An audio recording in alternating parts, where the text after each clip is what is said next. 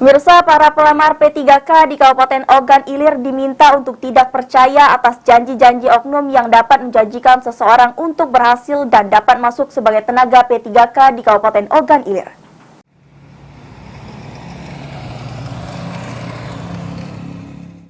Hal ini dikemukakan langsung Kepala Badan Kepegawaian Pendidikan Sumber Daya Manusia atau BKPSDM Kabupaten Ogan Ilir, Wilson Effendi. Menurut Wilson, saat ini sudah ada 2.000 lebih pelamar yang mengikuti seleksi P3K di Kabupaten Ogan Ilir, yang terdiri dari formasi guru, formasi kesehatan, dan formasi teknik dan lainnya. Dari yang mendaftar ini nantinya akan dilakukan tahapan-tahapan seleksi administrasi hingga dapat mengikuti tes yang akan dilakukan secara serentak.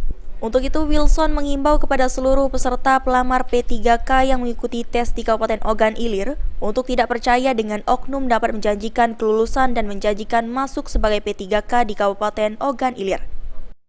Hati-hati ya, hati-hati, jaga kesehatan dan juga hati-hati ya terhadap oknum-oknum ya yang mungkin ya bisa yang mau bisa lulus. Nah, itu tidak ada ya. Nanti silakan ya. Mungkin rekan-rekan juga pernah juga mengikuti tes CAT ya. Bagaimana tes CAT itu yang mana mereka yang bisa secara live ya di YouTube nanti bisa dilihat nilainya ya. Nah, hati-hatilah kalau ada yang bisa menawar-nawarkan bisa lolos ya, bisa ini, bisa itu ya. Ini itu oknum yang tidak bertanggung jawab dan sekali lagi hati-hati terhadap yang seperti ini. Ahmad Romawi, PAL TV.